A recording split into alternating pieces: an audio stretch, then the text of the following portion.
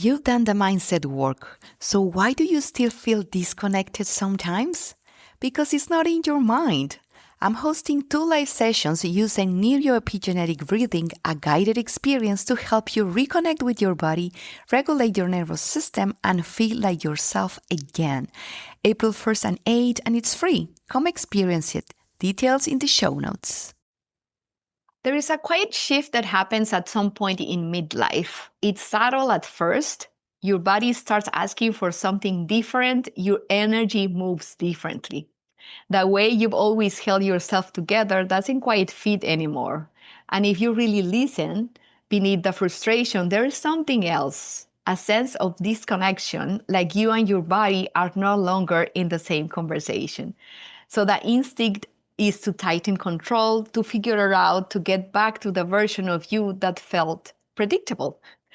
But what if the moment is asking for a different kind of relationship, one rooted in awareness instead of control? Today's conversation opens that door. We explore what's actually happening in the body during midlife and how this season can become a return to self trust, to embodiment, to a deeper kind of partnership with yourself. I'm joined by a physician who has walked this path personally and who now guides women through this exact transition with clarity, honesty, and respect for the body. Welcome, beautiful soul. This is Midlife Butterfly, the space where you remember who you truly are beneath all the roles, responsibilities, and expectations. Your empowerment guide, Ken, as you, and I hold this space for women in midlife who are ready to rediscover themselves, reclaim their joy, and live fully aligned. If you are new here, welcome to our cocoon. You've just entered a place where choosing yourself isn't selfish, it's sacred. So let's take a deep breath, drop into your heart, and let's dive in. It's my pleasure to have Dr. Heather Awad. She is a family doctor and certified coach helping professional women at menopause and beyond to lose the weight that won't budge. Her proven system works with their hormone changes instead of against them, showing women how to enjoy food, reset their metabolism, and achieve lasting results without dieting and willpower. She also hosts the Vibrant Menopause podcast, where she shares real life strategies for weight loss and midlife health. Welcome, Heather, to the podcast. It's a pleasure having you here. Oh, thank you so much for having me. How would you call, just to jump in here, like this stage or season of your midlife? How would you like to call it? Well, I mean, I do just call it menopause, but I think of it as we had a big life transition at puberty and we didn't talk about it enough, but this is the second one. We have two big ones, and this is the second one caused by hormone shifts. For those of us in the transition now or beyond, it's kind of surprising because our mothers and aunties did not tell us very much about it, and our doctors don't know much about it. That's true. And so it's a little bit of a surprise, but here we are, and this is our last big one. But I love everything you said about it. You know, there's a shift, and there are opportunities. Yeah. And as you said, doctors don't know much about it. And I'm happy that you are into this. What actually drove you to get into this path? Sure. Well, to be a little bit vulnerable, I had my own struggle with menopause changes and weight changes. I was, as a family doctor, I was kind of always that food is medicine doctor. So if you came in and your cholesterol was high, I would say, hey, let's talk about what you eat for lunch. Mm. And then in my mid 40s, all of a sudden my weight just started to go up. I hadn't changed anything. And it just went up and up. And so I tried the things that had worked for me, like after babies to lose weight, and those things didn't work. So I thought, well, maybe I should do an actual diet, which I hadn't really done before. And I did, I tried to move more and eat less. It didn't work. I tried some diets that made me feel sick, like keto. Mm-hmm. And then I worked really hard with an app-based program on my phone. And it was pretty restrictive. I did lose some weight. And then in the end, there was no maintenance protocol at all, except to continue to restrict calories for the rest of your life, Wow. which made me very angry. And so I quit that and bounced back even higher. And so then I was at 50, I thought, oh my goodness, is my body broken? I knew I was at an unhealthy weight at that point. Mhm. And I thought, oh no, I can't live like this the rest of my life because I could see diseases coming or things like that. So I was worried. So then my period started to drop off and I thought, oh, wait a second, this is menopause. Mm. Some of us, it's like something comes up that you go, oh, wait, I think this is perimenopause or menopause. So that's when I thought, well, let's dive into what the research says about this. So I found out that there are some ways that those changes in estrogen and progesterone affect our digestive system, our cortisol system, our sleep in ways that all make a difference in what goes on with our weight. So I thought, well, shoot, I know how to do this. There's kind of a specific way to eat that can really work for this. And then I also invested some money in life coaching. And at that time, one of my coaches helped me with some emotional eating I was doing that I didn't even realize I was doing. So putting those two things together, it got really simple to lose the weight. And I lost 27 pounds. And I feel like it's very comfortable to do what I do now. And I don't have to count calories or restrict. And so I thought, this is something that other people are going to want. So I decided this could be my new business. And so that's what I've been doing for the past few years now, is working with other professional women like myself with super busy schedules Mhm. to lose the weight they want and feel comfortable in their pants again. Yes. Oh, I love that.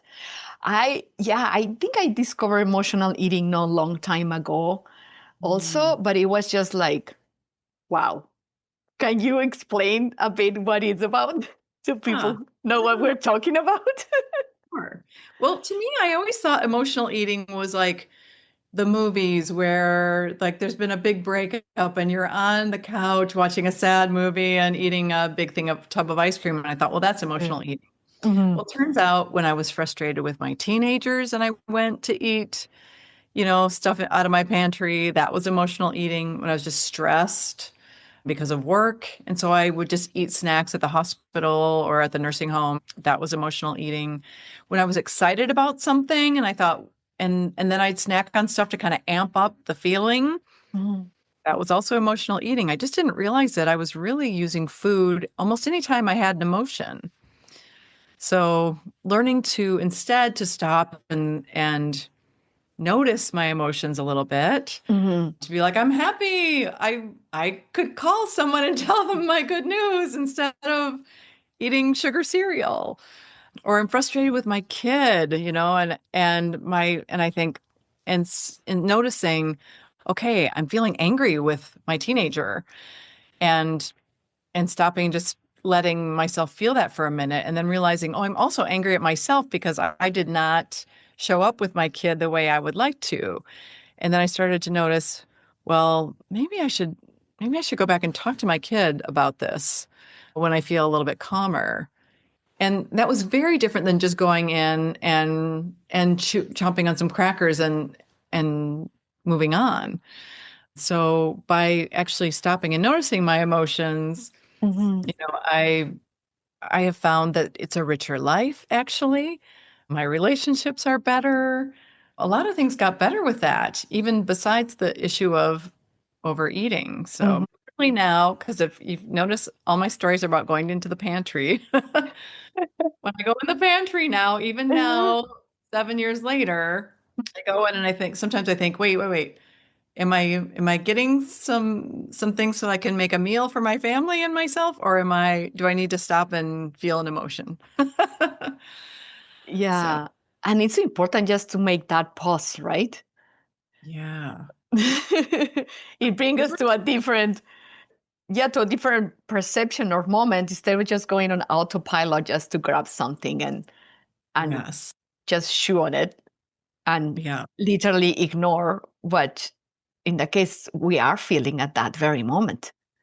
Right. And we don't want to buffer our life. If someone asked you, do you want to buffer away your life? You'd say, well, no, of course not. I want to experience Yeah. my life. Hmm. But we kind of come into the menopause transition. We just come in hot, right? And without even joking about hot flashes, but I saw some research that said that women in kind of Western cultures hit that transition with 9 years of chronic stress behind it. So, we're just sliding in there, and it's a great time to just stop and, like you said, pause. Hmm. Have a lot more pauses. Yeah, probably that's what that word is in there. Perimenopause and Right. menopause. I think as Yeah. if after so many years of doing and taking care of others and raising, in that case, you kids, and it's just Yeah. that moment that the body is asking kind of like to slow down and really like pause. Yeah, Yeah. definitely. On the other hand, it seems like many women, they feel betrayed by their bodies in midlife. Yes. Why do you think this happened? I think one of the reasons is we're surprised by it because we haven't talked about it. No one Mm. told us, like, oh, this is the next thing that's coming. So Yeah. we're surprised by it. And everything changes. I remember being like, well, my skincare doesn't work anymore. And the makeup I used before now looks terrible. And I needed to find new brands. And there's just so many things that change. You get this brain remodeling happens. And so the way you think and react to things is different. I used to sleep great, and then Mhm. I didn't sleep well. And that, of course, wrecks your day when you don't sleep well at night. So there's just a Yeah. lot of things that happen. So it's a kind of a storm, but it also, for a lot of us, and we start to feel like, oh no, this is terrible, and my body's broken, and all these terrible things are happening. But really, it's a phase transition, and I'm almost 7 years out now, and it's not a storm anymore. And I know Mhm. what kind of lotion to put on my face, and I know how to eat, and I just want to let people know that if they're in the thick of it, you do it evens out. Just like when you were in middle school, it was terrible, puberty was terrible, Mhm. a lot of the time. And then, 5 years later, you're like just this gorgeous young woman walking around doing thing. And so it happens again. But you're just a Yeah. different gorgeous woman walking around, but you got to get through the changes. Yeah. And I think kind of like acceptance, I think, is important to this season, right? Like saying, yeah, my body is changing. So, okay, how can I cope with it instead of rejecting it and then I guess creating more frustration and all these emotions that I guess it can actually get worse by the symptoms your body is having. Right. Yeah, I agree. Because if you're fighting it and rejecting yourself, then you definitely don't feel better. Yeah. Yeah, definitely. I would like you to speak about the real connection between the insulin resistance and menopause in the belly fat, because I think there's something we struggle a lot because we Yeah. don't like our bellies. I mean, so what is the here like the connection with it, and is there a way that we can actually work on it? So, you know. Yes, there is. So, one of the things that happens at this transition is we get this bump in insulin resistance. And because it's a bump, it happens kind of suddenly. We really notice it. Like we feel fine. And then I'll have people say, I gained like 8 pounds overnight, or all of a sudden my pants didn't fit, or, it's quick, right? So that part doesn't sneak up on us. It happens quickly. So, when we get this insulin resistance, our insulin doesn't work as well, so our body has to make more of it. And insulin just helps us process our food, helps us take we eat, most of that becomes glucose, and our insulin brings it into the cells. Mhm. We have a lot more insulin around that's necessary to process our food. One of the things that it does is it tells our body to store fat, which is normal and should be fine. But at this transition, It's not. We start noticing that we're getting belly fat, that we're gaining weight suddenly.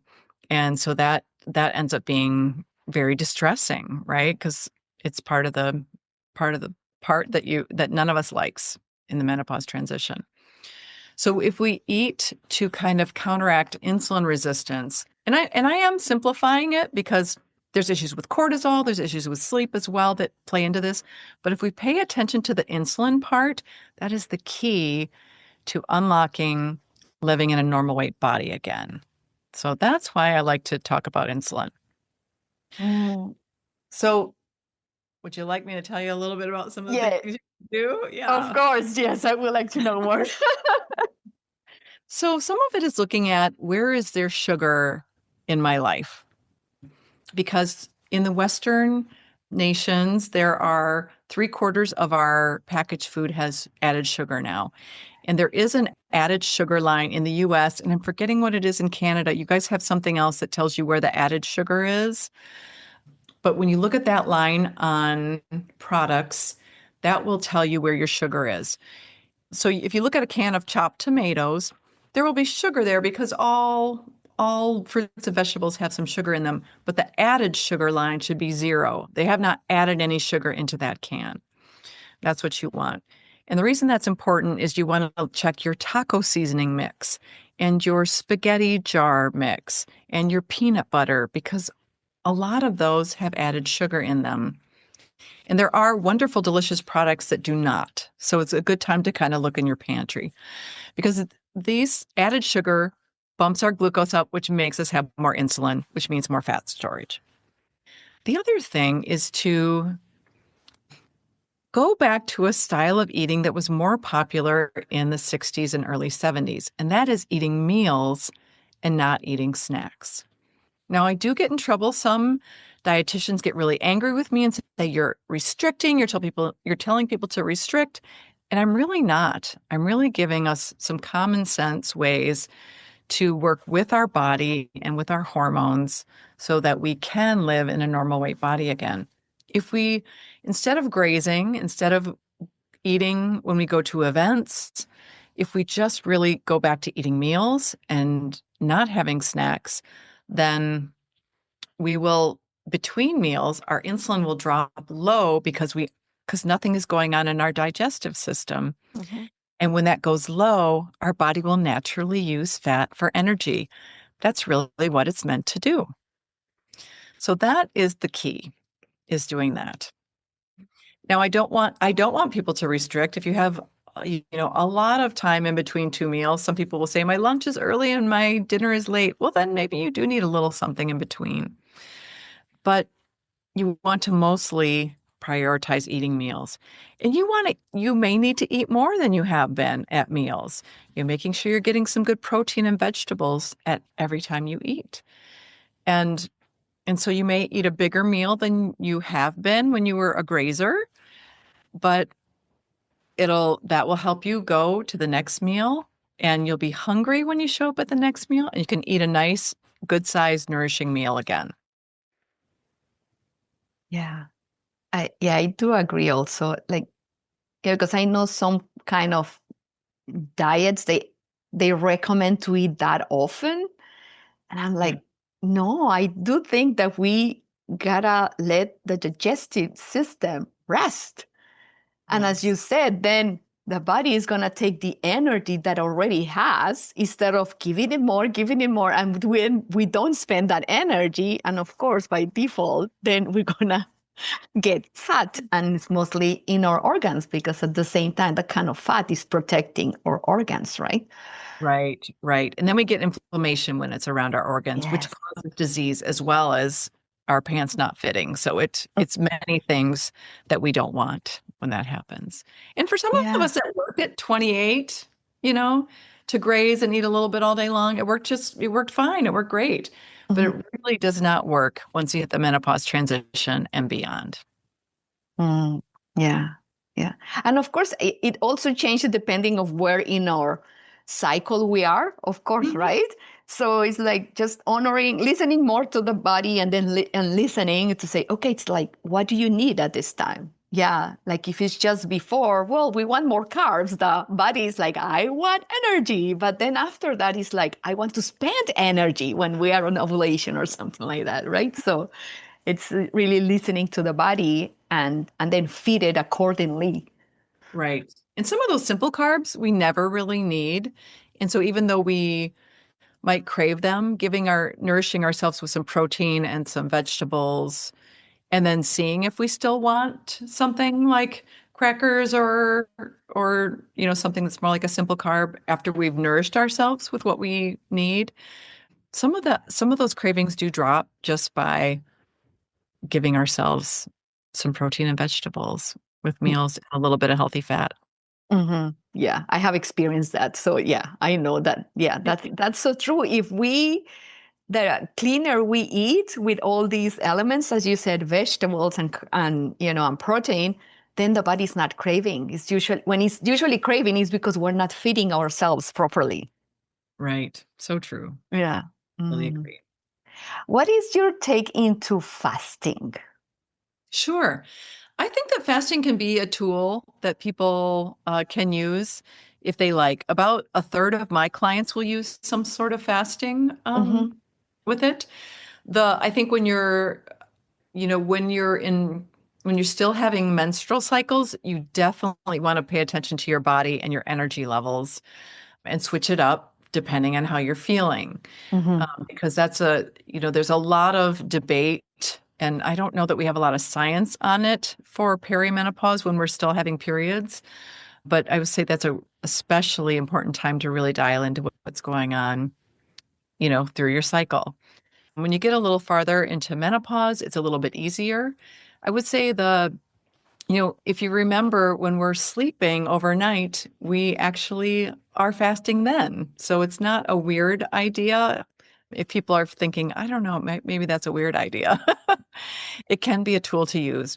The one thing I would tell people too is if they want to use this for weight loss, remember that we call it intermittent fasting. And the intermittent part means don't do the same thing every day because our body loves to kind of go into homeostasis. It loves to kind of just even out.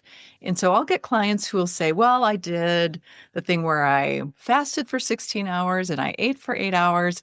And then I lost weight. And after 2 weeks, I'm not losing weight anymore because our body is like, okay, this is fine. We're going to stop now. But I have other people who will have certain days of the week where they will eat 3 meals and no snacks, and then other days of the week where they might do a fasting window because it fits with their lifestyle and schedule. And Hmm. then it becomes a great tool for them. So you know, it's it can be very customizable to what's going on in your life. And again, you don't want it to be exactly the same every day because eventually it stops working for weight loss. That's very interesting. And I'm glad that you mentioned that because sometimes we are like, this is working. So we just want to keep, going and Yes. continue with it. Like, yeah, but is it really working or is not working anymore? What can you shift, right? In Yeah. that case, to continue then losing that weight. And why does that happen? That it works at one moment and then it doesn't work anymore? It's Our body is very adaptable. That's one of the reasons why calorie restriction and some of these other things don't work that great because our body will just adapt to whatever we're doing. Mm. Because it's like, well, I need to keep you alive, and this is what we're going to do.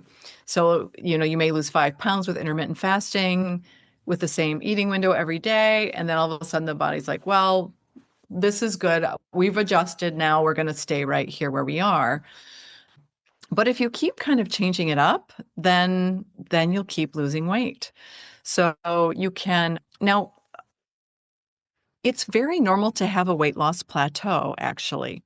So people that work with me, we get them on a really good protocol. They're doing their fasting or they're doing 3 meals and no snacks and then they will stop and it's super normal. When I lost 27 pounds, I had 2 weight loss plateaus where everything just stopped.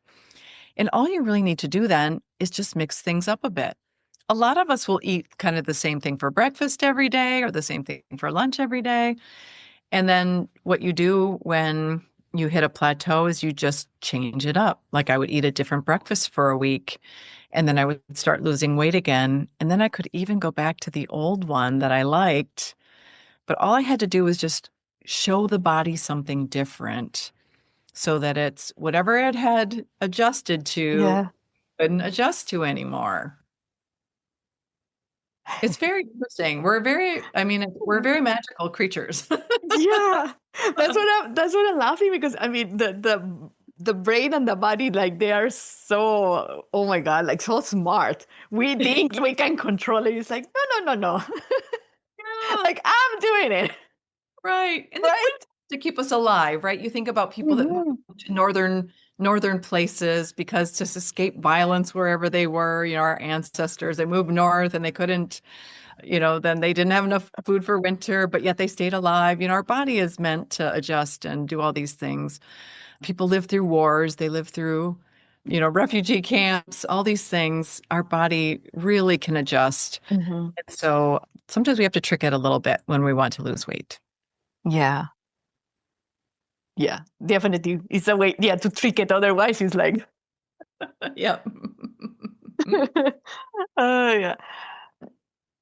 So for women in midlife, why is it really just based on the hormones that we gain weight, or is also has to do with both the lifestyle that we have? What are different components that really, like, yeah, help us? Well, doesn't help us, but like, you know, make us gain some weight. Sure. Well, modern living in the Western culture is not really set up for midlife women to live at a normal weight body. So just to put that out there. Yeah, Um, we have normalized overeating. Just kind of notice the next time you go to something where people are like, oh, I ate so much, and everyone puts their hand on their belly, and that's kind of normal, but that does not work for living at a normal weight body once you hit midlife, and other times as well. There's a lot more just food around. Like when our grandmothers went to an event, there wasn't food unless it was a meal, right? And that's now true. every meeting has something. I I I coached a pediatrician, and she said there was cake in their break room every day.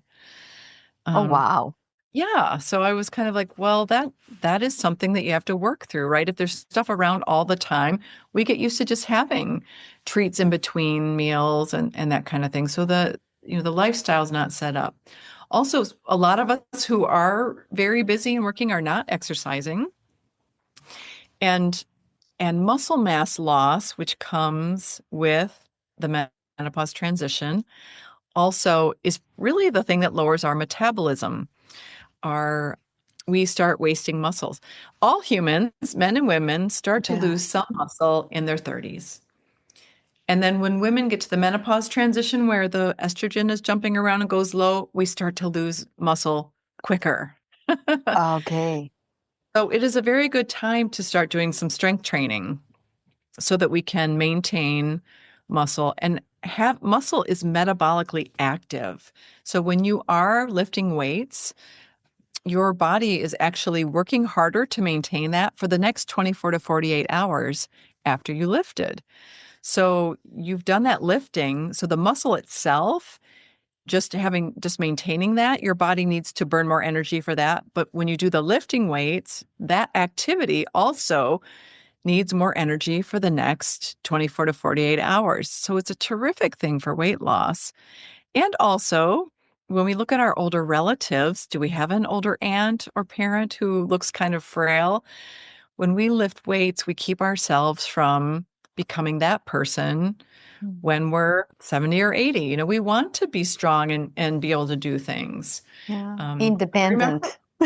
yeah, I remember at one point noticing that my cast iron pan, that I couldn't lift it with one hand anymore. I thought, oh my goodness, I Mm. really am getting weaker. Yeah. So those things are good for again, I'm always looking at like weight loss goals and health goals. Hmm. So getting stronger is actually a really wonderful lifestyle thing to bring in. And it doesn't have to take a lot of time. It can even be just 2 days a week. Hmm. 3 days a week is great also. But when you think about it, it doesn't have to be that much time. Yeah. So beside that, which other then health goals are good for with midlife women? Yeah. So what else do I like to think about? I think that everyone should have a conversation about hormone therapy with someone who knows about it, Yes. because we have new studies that show that it can be very beneficial for a lot of women, and so it's a good time to have a conversation. If your doctor does not know about hormones, then you can go to menopause.org. And that's the North American Menopause Society. And now they think they just call themselves a menopause society, but menopause.org. Okay. And there is a list there of people who have certified in menopause health. So you can look up your city that you live in and find someone that you can talk to there. And I also want to encourage people, don't feel like you're cheating on your own doctor or or healthcare provider. I people worry about that. They will not be offended, and if they are, then that is really their problem and not yours. Mhm. I have a family doctor that I love, and I went to see her and I said, "It's time for us to talk about hormones." I was having hot flashes. It was time to talk about it. And she said, "I'm afraid of hormones." And I realized, okay, she does not know about this. Mhm. So I said, okay, then let's talk about something else. I was there for my health visit. Yeah. I added another doctor who does know about hormones. I went looking and found an OBGYN who is educated about hormones, because they not all of them are. And so I added her to my team. So you can have as many people on your medical team as you need. So now I still go to my family doctor that I love. And now I also go to this other doctor for my hormones. So that's maybe a long a long story to that talk, but that's important. We also Mhm. want to think about our bones, so have that discussion with your doctor. Yes. Some of the stuff the hard part is we have to bring it up ourselves. There can be a bump in cholesterol at this transition, so that's something we want to pay attention to, because those cholesterol issues and blood pressure issues affect our heart, affect our brain, affect our hands and feet. So all of these things may change and some will not. And so we want to ask our doctors about them as well. Mm. Thank you. Yeah, I Sure. think yeah, because I think it's important because we don't have that awareness. As you said, this topic is not usually something we talk about. So at least it's important to have kind of like a guidance and to say, okay, we need to check in these different aspects of the health, in our health in general. And as you said, yes, like in that case, bringing someone who's specialized in those things, because each person were different. And as you said, your family doctor was not very interested in that, but it's okay. Just go search for the help that you need. Right. Right. Mhm. Yeah. Yeah. And the other thing I want to say too is we are good at this. We've had to, a lot goes on with women's bodies. So we are people that use the healthcare system. We can figure this out.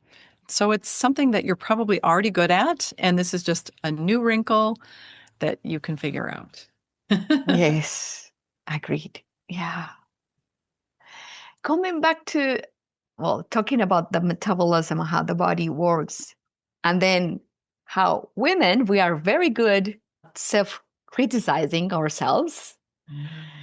How do you think then our mind and that inner critic affects our metabolism? Sure.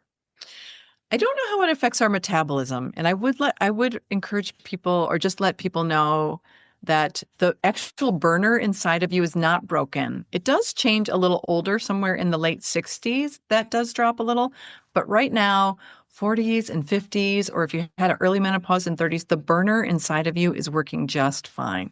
Mm. The inner critic, I think, gets in the way of weight loss because it gets in the way of permanent weight loss.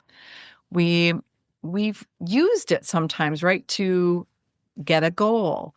We've been mean to ourselves to like get through school or to complete a project. Like, come on, you got to keep going. And, we talk like that to ourselves, right? Yeah. But it doesn't work that great for weight loss. And your inner critic will tell you that it does. But to just say, hey there, I hear you, notice the voice and Mm-hmm. let it go because it it doesn't help us with weight loss. It makes it harder.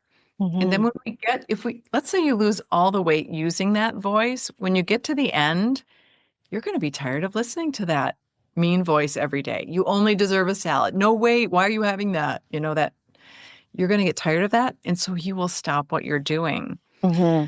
Well, I get, I'll have clients who come to me and say, I want to lose weight so I can feel good about myself again. And what I try to teach is that those are two separate tracks. We work on that inner critic voice and we work on weight loss. And the weight loss is mostly biology, but the mindset stuff can go on at the same time. You can start being nice to yourself, go to the mirror and make a silly face and say, hey there, say something funny or sing to yourself. I saw something online where someone said to her when she saw herself in the mirror, she said, hello, madame, or hello, your highness, or something where you start to make friends with yourself in the mirror. Mm. And that person is a great person to lose weight with because that person will be like, okay, let's look at our day. What are we going to have?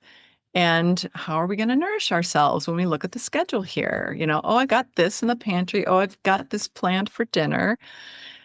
And you can do well with that. And then when you mess it up, like I remember one time on my weight loss journey, I worked really hard on this inner critic and not having that voice be so loud anymore.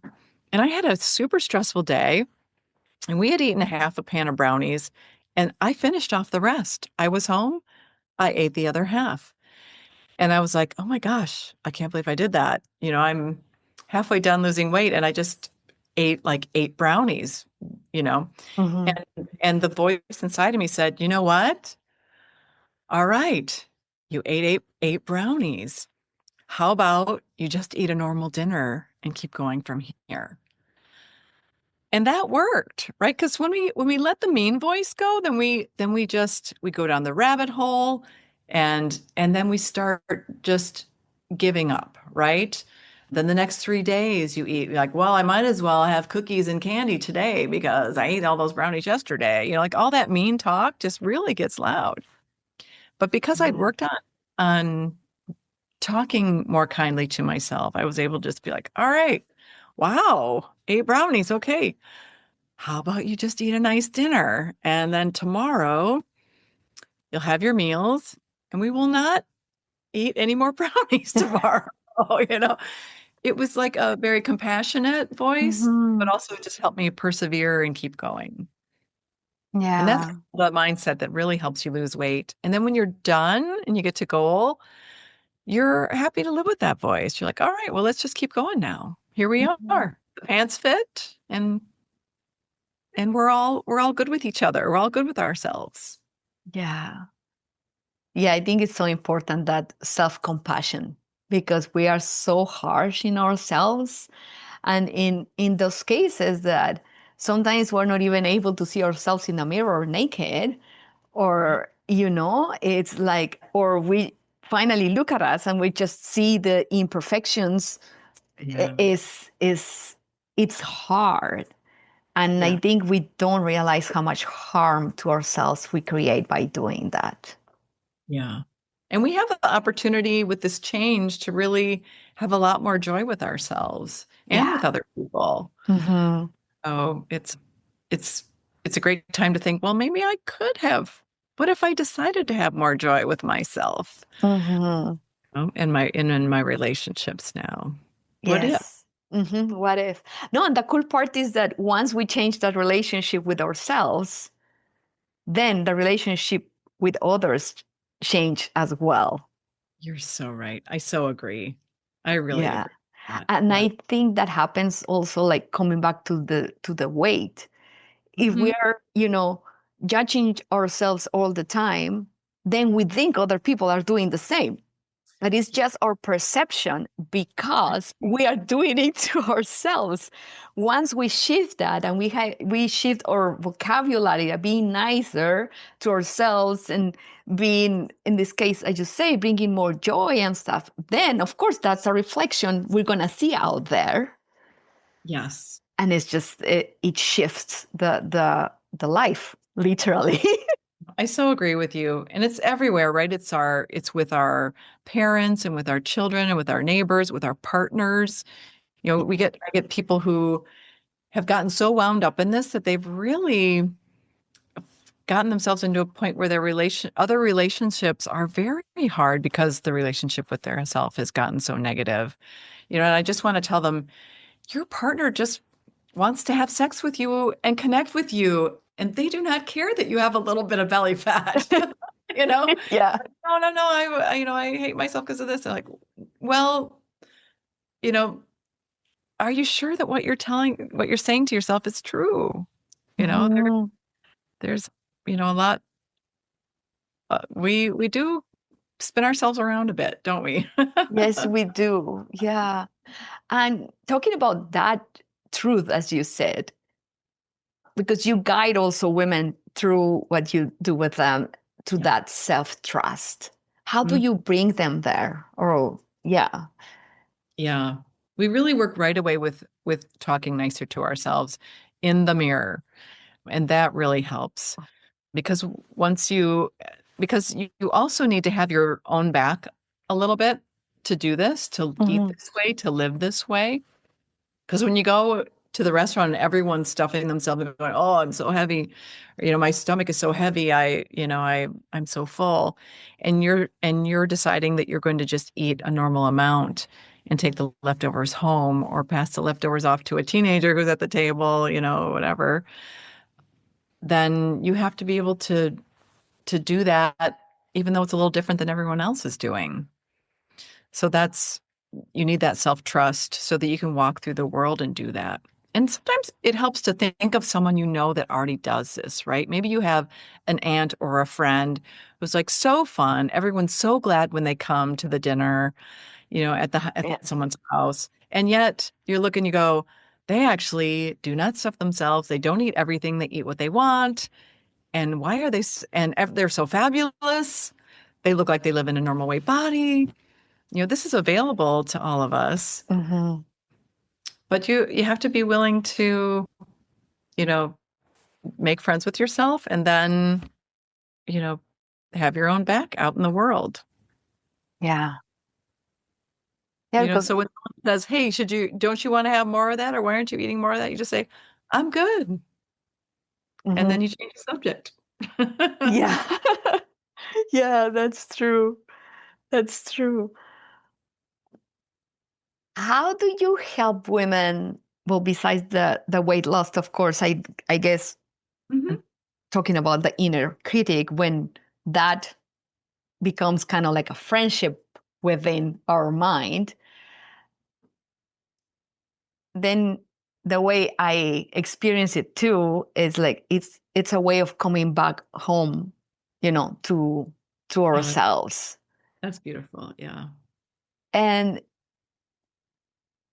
so how, I don't know, yeah, like in that case, in your personal experience, Mhm. because of you went through all this process and many years and stuff, what were the different elements or points or breakthroughs, I don't know, that actually happened to you to feel yourself closer into your body and to accept your body at one point as is? Sure. Sure. It's a very good question. I mean, I think, we really, when people work with me, and what I did myself was really, you start by really breaking the patterns that you already have, just really breaking them and doing something different that's more hormone aligned. And we do that super specifically in my program. And then we move into a more empowering pattern of how we want to eat, and making that really simple. But then we also start noticing, where are the sticky places in my world with this? For some people it's a mother-in-law or a parent. For some people it's a certain, I coach this client who was a manager at a global social media company, and she had to lead these different teams. And the one team just drove her crazy, and she always wanted to eat out of her frustration. And kind of looking at those groups and thinking, how can I change how I think about those relationships, how I show up in those relationships, so that, again, everything, you can actually rebuild everything in your life so that you're more at home with yourself and you're showing up more there yourself. And it's a process too. Like, I had my husband and I added something new that we're doing with some partners, and I realized, gosh, I got to think about being myself in this new group, because they were a little, I don't know, frustrating, a little masculine. Uh, Well, how do I show up as myself, and so I can share my gifts with this group, and how to not be frustrated with them for how they are, that we can all win the game, even if there's some people in that group that aren't my favorite person. So there's just ways to, I would say, just stop. You talk about pausing and looking around and noticing, doing that. I had one client, I think we went through every single relationship she had in her life. She had been wow. a big people pleaser. She was the one that took care of everyone. She was the one that cleaned up after everything. She's the one that cooked for the whole big group. She's the one that helped the mother-in-law that did not like her, and she did not like the mother-in-law. There were just so many things, and we went one by one through every single relationship she had. And then, I talked to her recently, and she said she was going to her cabin, which is something that we do they do that in Canada too. We do that Yeah. in Minnesota too. And she's like, the family is coming. My son and his partner are cooking this day. My daughter and her family are cooking this day. We've got a cleanup chart. We're all getting to do the fun things that we want, but we're all helping out. I mean, she just really went all in, and it helped her keep the weight off, and also just helped her feel more at home with her family as it was now that they were adults. And she even made peace with her mother-in-law. Wow. So it's just, in a way that worked for both of them without having to really sacrifice. So it was really beautiful to watch her work through all that. Hmm. Wow. And it's amazing how, I mean, it affects everything, right? Yeah. I mean, everything is intertwined. So just by saying, okay, how are you eating? How are you talking to yourself? How's your self-trust? How all these different elements, it's really, they are really intertwined in the way how we experience life itself. It is. Yeah. I so Yeah. agree. And our Wow. brains start kind of nudging us about this, right? With the menopause transition. I see that you have that from the work that you do, that you're, even if you try to ignore this, your brain starts saying, I don't know, I'm not happy with this anymore, or this is Yes. bothering me. This isn't right. That, I put up with this, but I don't think this is right anymore. And Yeah. Yeah, that's what I think that, yeah, midlife is not a crisis, it's really an awakening. Because it's yeah, like finally, knocking the door, like say, hello, you've been hiding, or as you said, the people pleaser, all these kind of coping mechanisms that we create to be liked and loved and, belonging and all those things. That is that finally is like, no, hello, there's a way, coming this way and start yeah, remember who you really are because there's another way. right, Yeah. right. Yeah. And but it's super interesting when we start wondering and questioning a lot of things that before, we didn't even think about it. Yeah, yeah. And I Yeah. talked about that one manager too, that she had that one team, she really did not like them. And there were reasons that I thought, I can see why you don't like them. Hmm. Um, but she finally realized, I'm never going to be friends with them, and they're never going to be friends with me, but I can lead them so we get the results that we need for the company. And she's like, and I lead these other 3 teams that I like them a lot. And we also, do what we need to do for the company. And we go out to dinner after the meetings because we all like each other. And I don't have to have that relationship with that other team. So there's a lot of, ways that we can just think of things differently now. Mm-hmm. Yeah. So for the kind of women that you support, as you said, like they are like, you know, achievers and Yeah. in business and all that.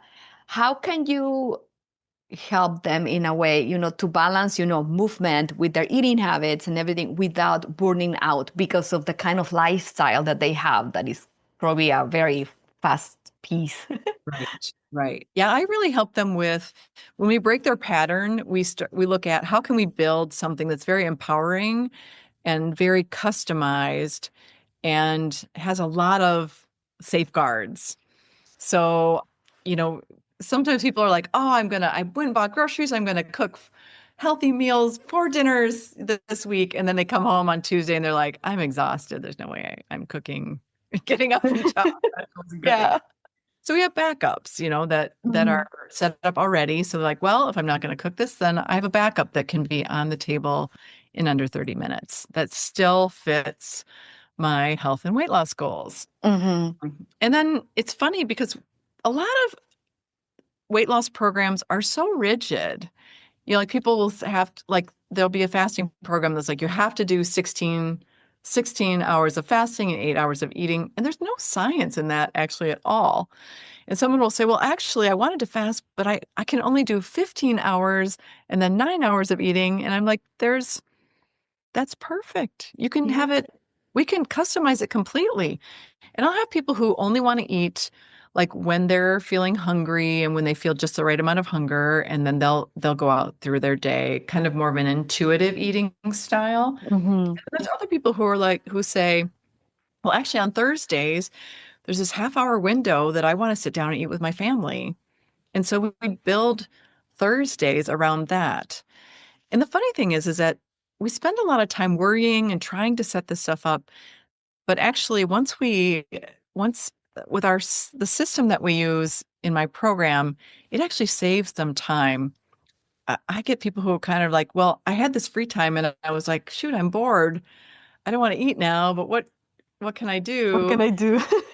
And I say, you just won the game. We're always, thinking, what if I had more time? What would I do? So I ask you, what do you want to do? What do you want to create?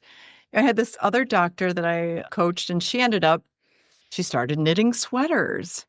And I Mm. had another client who started a business. And so people, it actually, if it, when I work with people, I try to make it really simple and really fit their days Mhm. so that it actually saves them time. And they're like, wow, this is way easier than anything I was doing before. So that was important to me, Mhm. lost weight. And so I know it's important for them as well.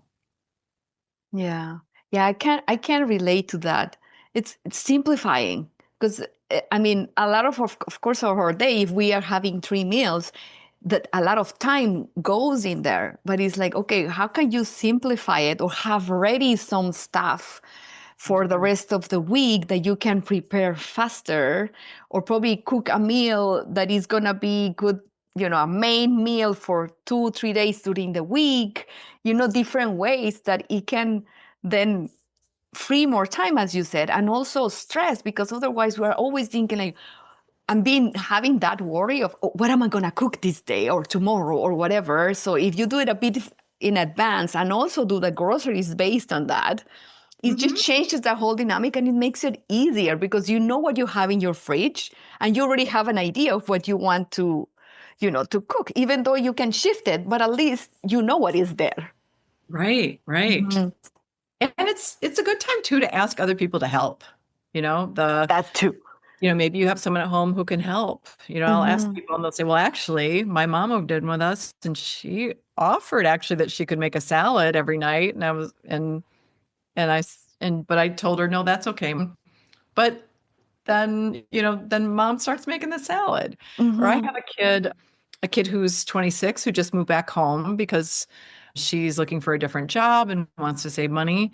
she cooks Wednesday nights for dinner. Mhm. So, that's a big win for those of us who are trying to get a lot done. Like, we have some turn taking, or a Yeah. partner, has a night that they can get the food or cook the food. And so that's it's a good time to, use all your resources as well. Yeah, true. And even, sometimes when everyone can be there or not during a weekend or something, just having that family dynamic where everyone is there and then you get to chat and everyone gets to do something.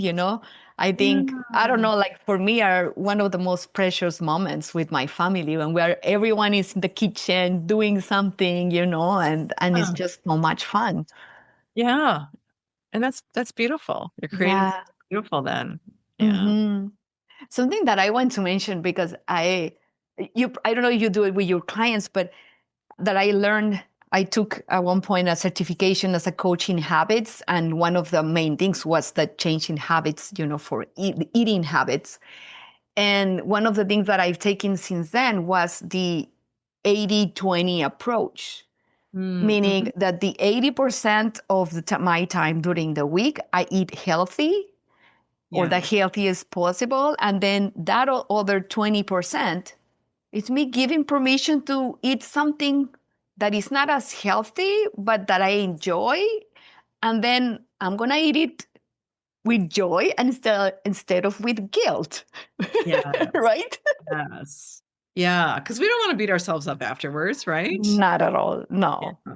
Yeah. I love that too. Because I like to, like, maybe there's a restaurant where I like, a certain salad with chicken, but I can tell that the dressing is very, very sweet. So I'm getting a lot of sugar, but I really like that one. So I'm Yeah. to eat that when I'm there. Or as I said, my 26-year-old cooks one night, my husband is in charge of the food one night, and it's not always exactly what I would hope for. Yeah. But I think there it is. I'm just not going to overeat.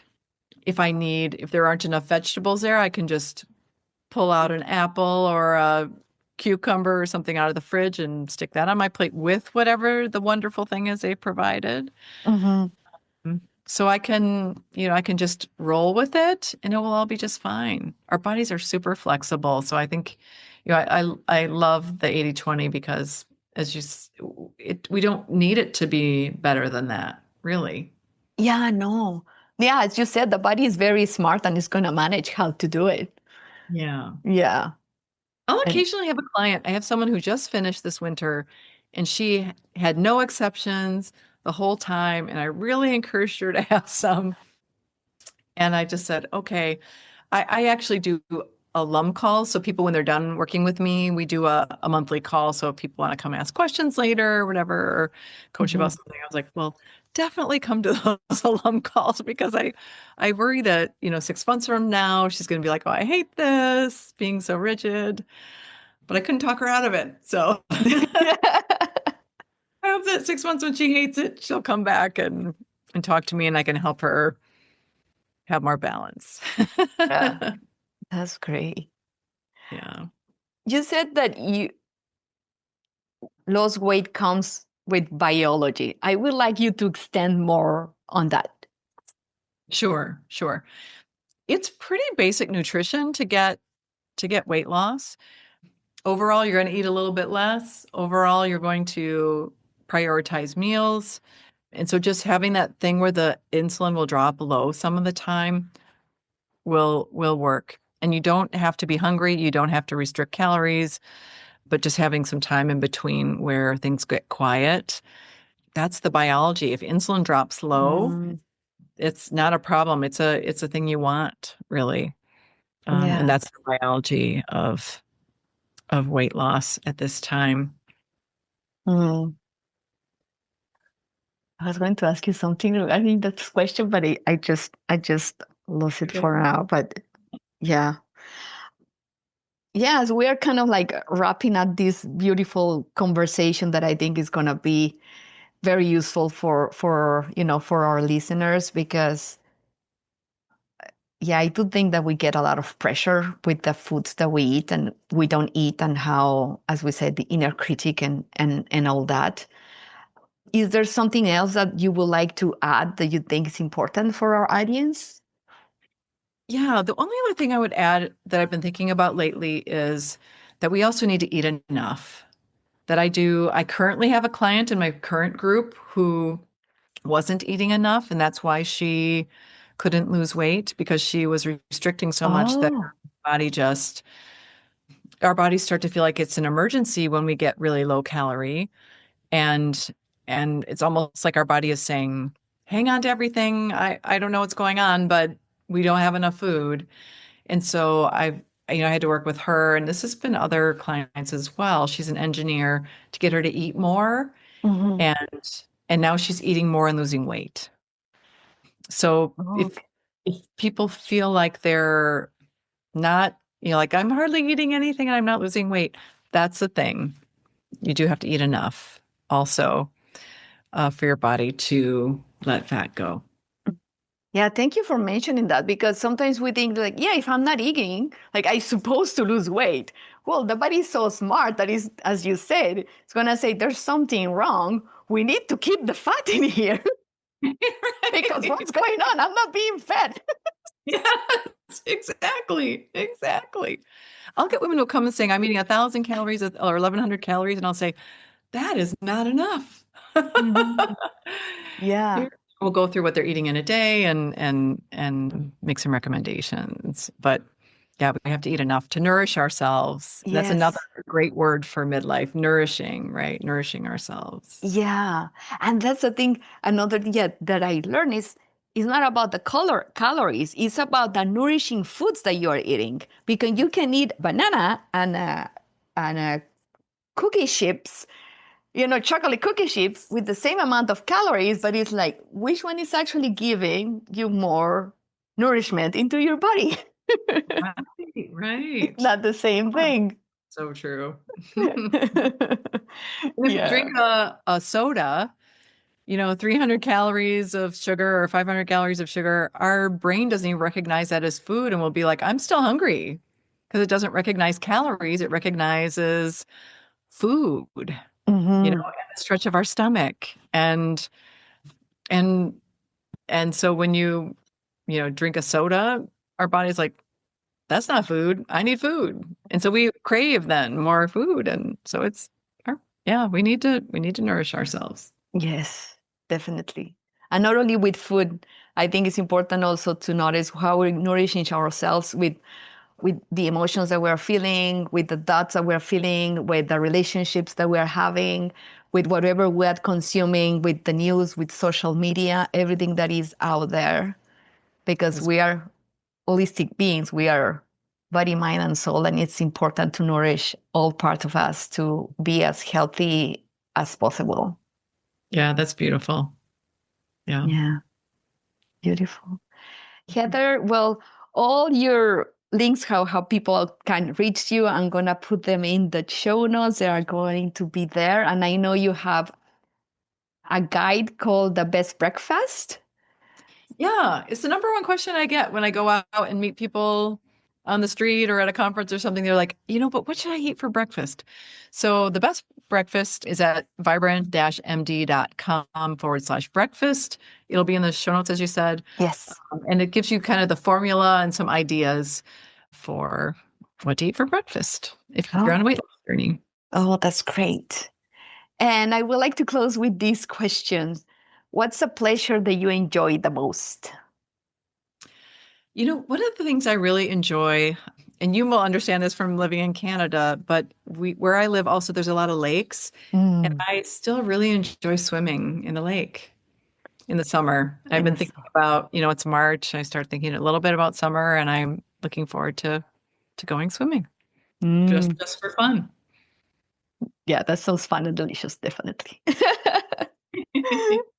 Thank you so much, Heather, for being it at Midlife Butterfly. I really appreciate your presence and your energy, and yeah, everything that you brought here has been gold for me. So thank you so much.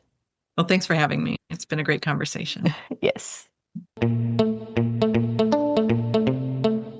Thank you for tuning into Midlife Butterfly. I hope this episode empowered you in some way. Share the love by hitting follow wherever you're listening and leave a review if you feel inspired. I also love to connect with you. Come say hi on Instagram at Midlife Butterfly. I love to know you. Until next time, keep spreading those wings and live in joy, growth, and pleasure.